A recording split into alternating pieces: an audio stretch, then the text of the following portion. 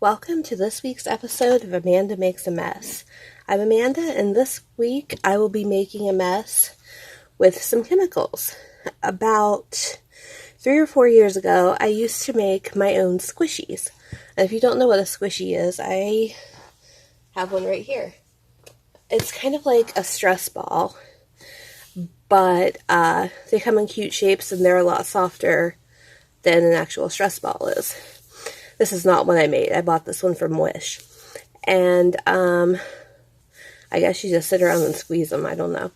But they're cute. They're fun. They're easy to make, kind of.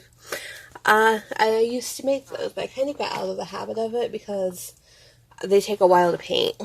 So this week I could not think of anything to do for a video. So I decided we would go back to what I used to do 4 years ago and make some squishies. This is about 4 years old, so I can't say for sure that it's going to work. This is Flex Foam, flexible polyurethane foam. It comes in part A and part B. This is part A, and this is part B. You mix it one part A to 2 parts B, and it creates a chemical reaction that makes squishy foam, like that one that I just showed you. This is a chemical. It is dangerous. You should always read the instructions before you use chemicals. You should follow the instructions. This is not a video intended for children, but if you are a child, you want to get the permission of whoever's in charge of you before you do this. You should always wear proper protective equipment when you play with chemicals. They are not toys, they are dangerous. But I will not be wearing gloves today. I'll be using my bare hands to do this, which I do not advise. But the only gloves I could find had latex in them. I am severely allergic to latex. So I'm going to take my chances with the chemicals. I'm going to be very, very careful. For this, you need part A and part B of Flex Foam. I bought this on Amazon, I think about 3 or 4 years ago. It was not cheap. It was about $32, if I remember correctly. Which is, it's expensive, but it's not actually that bad because I've made a lot of squishies with it. And I still have almost half of it left. 3 measuring, not measuring cups, just 3 plastic cups with 3 plastic stirring sticks. I've labeled each one of them. This is B. This is A, and this is the one I'll be using to mix the 2 parts. You might think it would be easier and less wasteful to just pour everything out of the bottles into the cups and mix it in one, but you can't do that.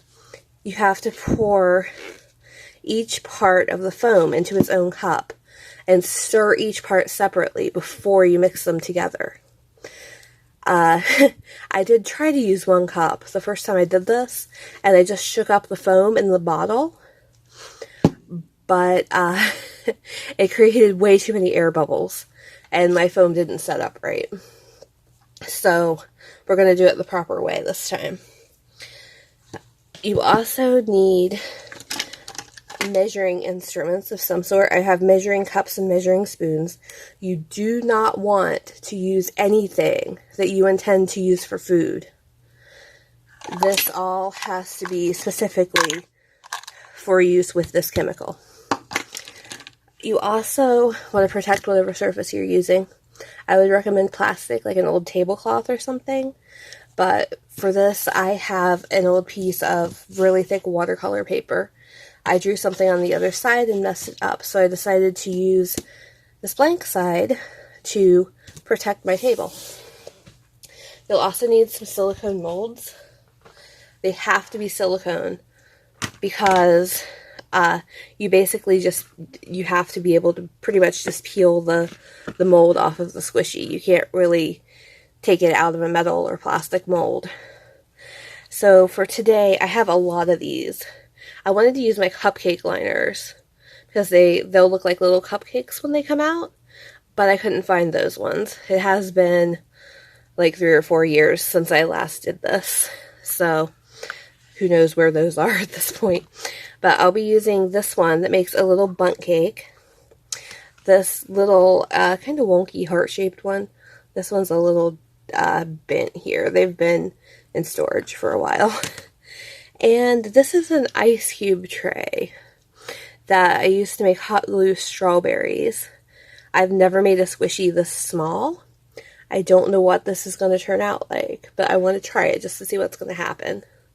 But like I said, I do not intend to use any of this. The molds, the cups, the stirring sticks, or my measuring instruments for food after I do this.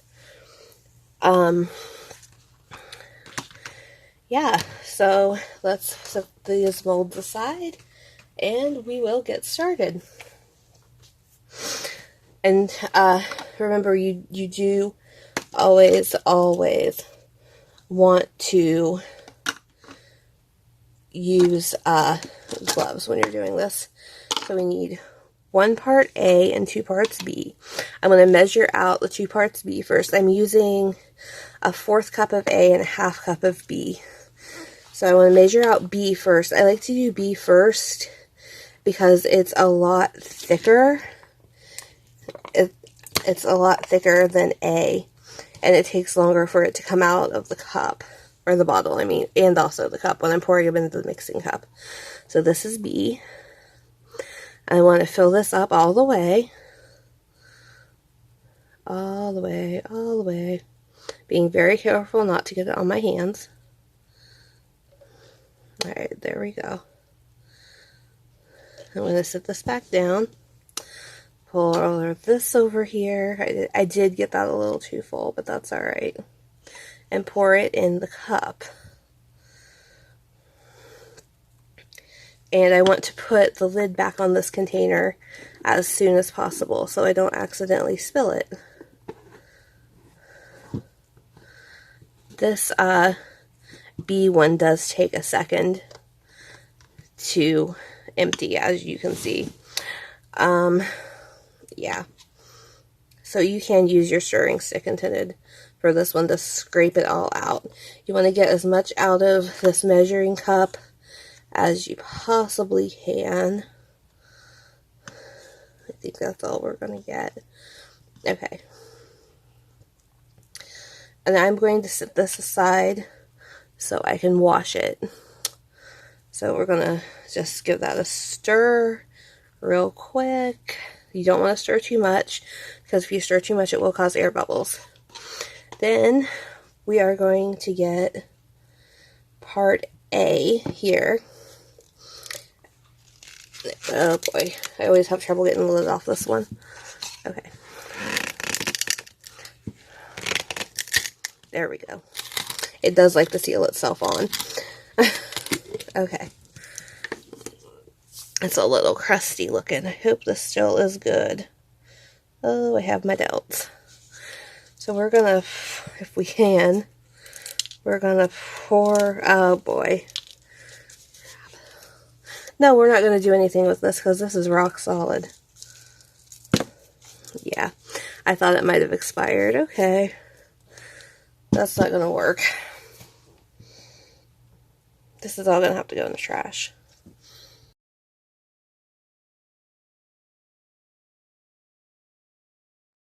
Normally, I wouldn't upload a video that's this much of a mess or this much of an epic failure, but it was either this video or nothing this week.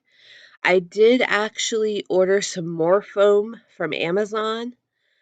It said it was going to be here Wednesday, but it is Friday night and it has still not shown up yet. And I have to have this video up in less than 12 hours. So I don't have time to film and edit another video. So this is going to be part 1 of making homemade squishies. Once I get my foam, I will film part 2.